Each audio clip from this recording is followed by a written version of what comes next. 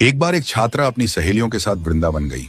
वृंदावन में उसने ठाकुर जी, राधा रामन, बाके बिहारी, राधा वल्लभ और बरसाना के दर्शन किए। राधा रानी से उसका मन बहुत प्रसन्न था और जब वह कूंज की गलियों में चल रही थी, उसने लड्डू गोपाल को देखा। उसके मन में विचार आया कि लड्डू गोपाल मेरे पास भी होने चाहिए।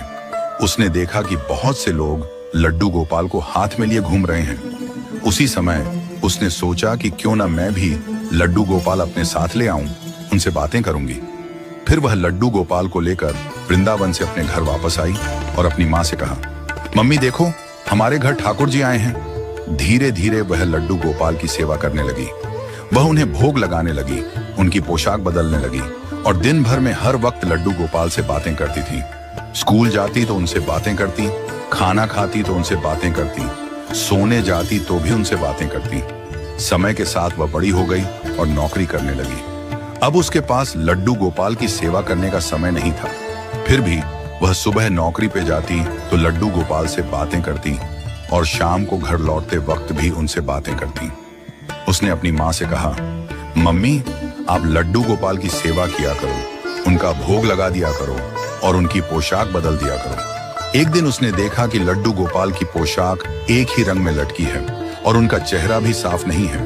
यह देखकर उसे ख्याल आया कि उसकी माँ लड्डू गोपाल की पूरी सेवा नहीं कर पा रही है। उसकी माँ ने बताया कि घर के कामों में इतनी व्यस्तता रहती है कि लड्डू गोपाल की सेवा करने का समय नहीं मिल पाता। वह लड्डू गोपाल को स्नान नहीं करवा पाती और उनकी पोशाक भी नहीं बदल पाती। यह सुनकर उस लड़की का दिल टूट गया।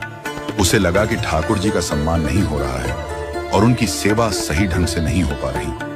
उसने ठान लिया कि उसे लड्डू गोपाल को कहीं विसर्जित कर देना चाहिए, क्योंकि जहां उनका सम्मान नहीं होता वहां उन्हें नहीं रहना चाहिए। एक दिन उसने लड्डू गोपाल को लेकर नदी के किनारे गई और वहां खड़े होकर ठाकुर जी से बातें करने लगी।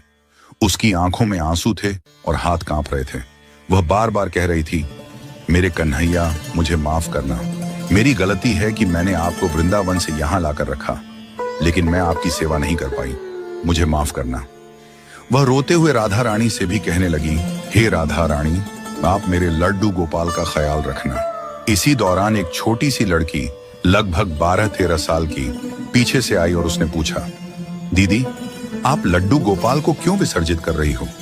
ये तो बहुत सुंदर हैं, बहुत प्यारे हैं, क्या आप इन्हें मुझे दे सकती हैं? मैं इनकी सेवा करूंगी, इनको भोग लगाऊंगी, इनकी पोशाक बदलूंगी।